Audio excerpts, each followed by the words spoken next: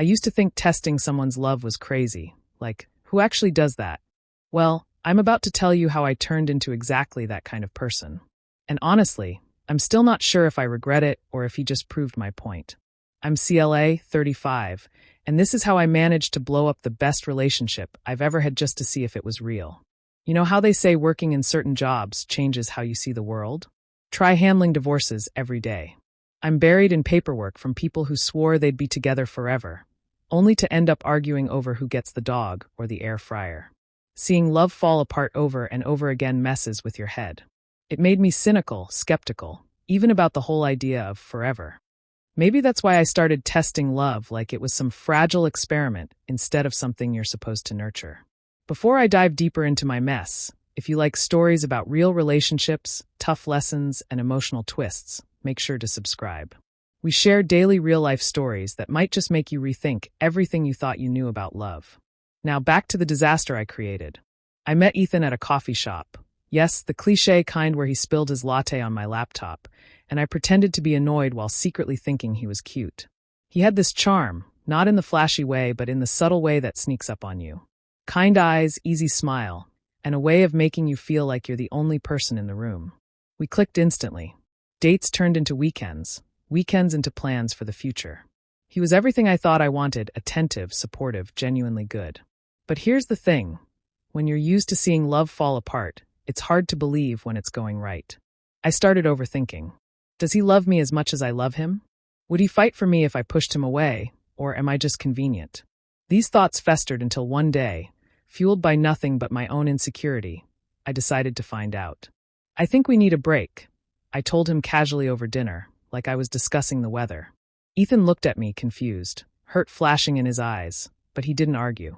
If that's what you want, he said quietly. No dramatic fight, no grand gesture to convince me otherwise, just acceptance. At first, I was smug. See, he didn't even try. Guess I was right. But days turned to weeks, and the silence grew louder. I expected a text, a call, maybe even him showing up at my door demanding answers. Nothing. It was like I'd been erased from his life as easily as deleting a contact from your phone. That's when it hit me. I wasn't proving a point. I was losing him. I told myself to hold out, give it time. He'll miss you. But as time passed, I wasn't sure if I was waiting for him to miss me, or if I was just hoping I hadn't made the biggest mistake of my life. Curiosity got the best of me, and yes, I did the thing. I checked his social media. There he was, smiling, laughing, surrounded by friends. Not a single post that screamed heartbreak. No sad quotes, no cryptic captions. Just living his life. I panicked. I texted him something casual like, "Hey, just checking in. Hope you're doing okay." No reply. Days later, I sent another one. "I've been thinking about you." Still nothing. The pit in my stomach grew. I'd pushed him away, expecting him to chase me, but instead, he just kept walking. Eventually, I couldn't take it anymore. I showed up at his apartment unannounced, my heart racing. He opened the door, surprised to see me, but not in the way I'd hoped. Gone was the warmth, the softness. He looked at me like I was just someone he used to know.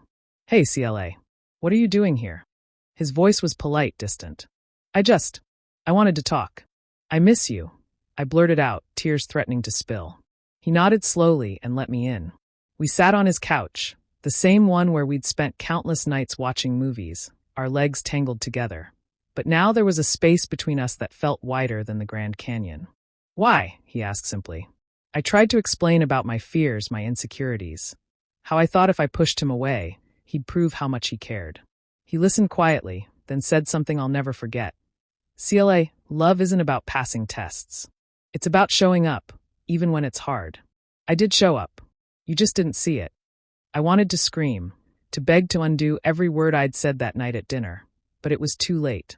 The damage was done. He wasn't angry, just done. And that's the worst part. When someone doesn't leave you in a blaze of fury, but in quiet resignation, knowing they've given all they could. I left his apartment that night feeling more alone than I ever had before.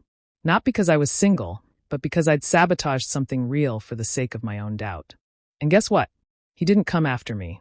No grand gestures, no last-minute confessions, just silence. Weeks turned into months, and I heard through mutual friends that he was seeing someone new. She seemed nice from what little I could gather. Not that I stalked her Instagram or anything. Okay, maybe a little. She looked happy. He looked happier. So here I am, telling you this story, not for sympathy, but as a cautionary tale. If you're lucky enough to find someone who shows up for you, don't test them. Don't create problems just to see if they'll fix them. Because sometimes people don't play games. They just leave.